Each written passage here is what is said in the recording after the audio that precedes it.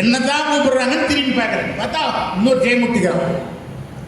லட்சுமி பிரிய மந்திரத்தை எந்த குடும்பத்தில் பூஜை ரூபல திரும்பி திரும்பி உச்சரிக்கிறார்களோ அந்த லட்சுமி திரும்பி திரும்பி பார்ப்பாளா, அவள் பார்வைப்படுகிற குடும்பம் பண கஷ்டம் இருக்குமா?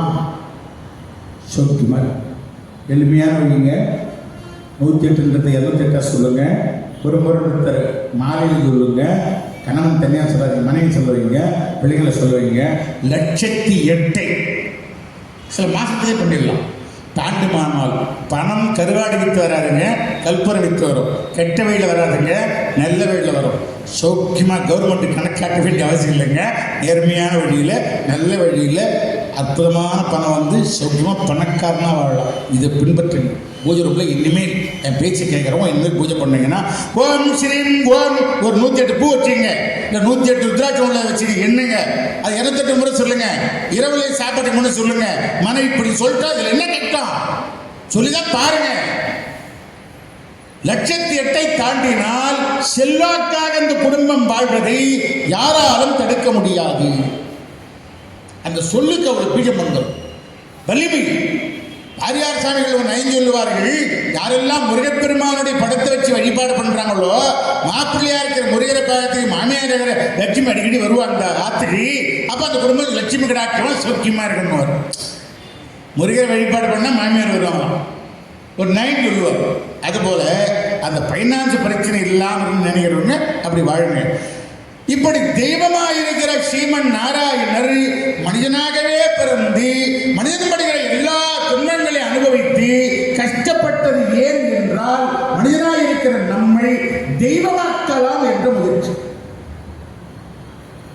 சரிங்க, மனிதனை தெய்வமாக்க முயற்சி பண்ணார்.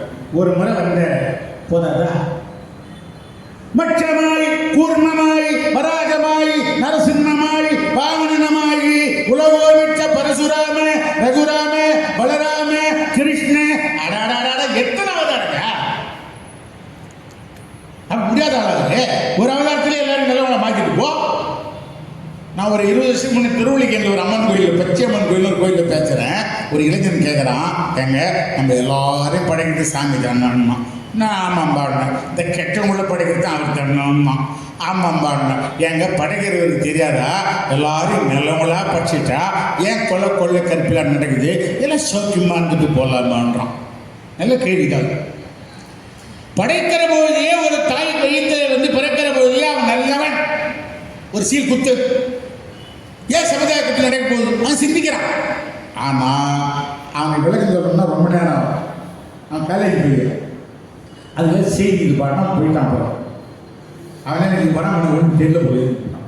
பரவாயில்ல. பெரியவங்க என்ன சொல்றாங்க, இந்த வாழ்க்கை இந்த தாய்வயத்தில் பிறக்கிற பொழுது போன பிறகு கனெக்ஷனாலே வந்ததே தவிர இந்த பிரியில பணக்காரனகிறவன் போன பிரியில அதுக்கு உண்டான ஏற்பாட்டை பண்ணிட்டு வந்தான். அவன் இந்த பிரியில சாமி கும்பிட்டாலும் பணம் இருக்கிறான், கும்பிடனாலும் பணம் இருக்கிறான். அது நமக்கு தெரியல. என்ன சாரம் கோயிலுக்கு வர மாட்டான், கும்பாபிஷேகத்தை பணம் கேட்ட தர மாட்டான். அவன் தான் 1 கோடி ரூபாய் காரில் போறான். நாமெல்லாம் ஓடி ஓடி ஓடி ஓடி ஓடி தொண்டு செய்யறோம்.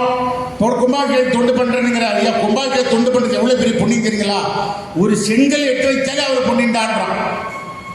ஒரு கும்பாபிஷேகம் நடத்துறதுக்கு திருப்பணி பண்றதுன்னா பல பிறவியில புண்ணியம் செய்திருந்தாதான் அந்த புத்தி கொடுக்கும். இல்லைன்னா அந்த திருப்பணி ஏற்றுக்கிற சிந்தனை வராது. நமக்கு ஏண்டாப்பா சாமி இந்த காலத்தில் வேலை அதிக வேலையாச்சே கொடுக்குற முட்டாரு சும்மா இந்த மாதிரி பண்ணா ஏதாவது சொல்லுவான். அதெல்லாம் தாங்கிக்கணும். கஷ்டங்க. புது வேலை செய்யறது ரொம்ப கஷ்டம். அப்படி 10 அவதாரங்கள் 10 அவதாரங்கள் ஏன் பெருமாள் எடுத்தார் என்றால் அது என்ன பெரிய சொல்றாங்க, ஒரு ஆழமான கிணத்துல ஒரு காஸ்ட்லியான பாத்திரம் வேண்டு போச்சு. எடுக்கிறதுக்கு ஒரு ஆள் மூச்சு ரொம்ப நேரம் பிடிக்கக்கூடிய முயற்சி பண்ணாரு.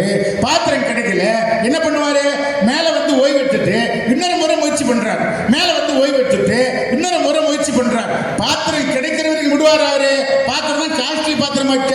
அது போல இந்த மனித பிறவிகள் ஒரு பிறவிலிருந்து என்ன சொன்னாலும் அது மேல பிறவி துன்பத்திலிருந்து மேல வரமாட்டேங்குது. அதனால ஆண்டவரே திரும்பி திரும்பி திரும்பி வந்து நமக்காக அவதாரங்களை எடுத்து செய்ய சொல்றாங்க. அப்படியாவது மேல வந்துட மாட்டானா? அப்படியாவது இந்த பிறவி துன்பத்திலிருந்து மேல மாட்டானா? எழுகடல் மணலை அளவிட்டு அதிகம் எனதிடர் பிறவி அவதாரம்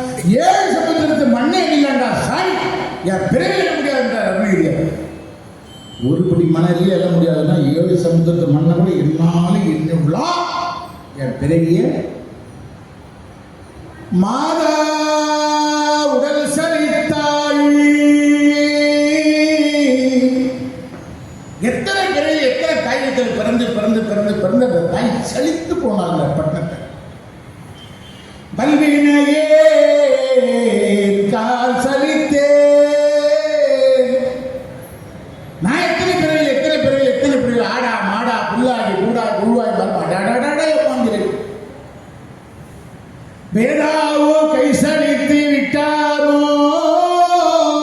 இந்த பிரம்மதேவ மண்டபத்தை தலையெழுத்தை எழுதி எழுதி எழுதி அடக்கம் பருந்துக்கினேங்கிறான்டா. இறந்துக்கினேங்கிறான் பருந்துக்கினேங்கிறான் இறந்துக்கினேங்கிறான் பருந்துக்கு எழுதி எழுதி எழுதி அந்த எழுத பேனாவே கீழே போட்டாங்க. அம்மா பிறவி ஏன் பிறவி வெறுத்ததாக பேசினார்கள்? ஏன் பிறவி வேண்டாம்? பிறந்தா என்னங்க? இப்போ நம்ம என்ன சொல்றோம்? ட்ரெஸ் சாப்பிடுமா? என்ன குறைபாடு?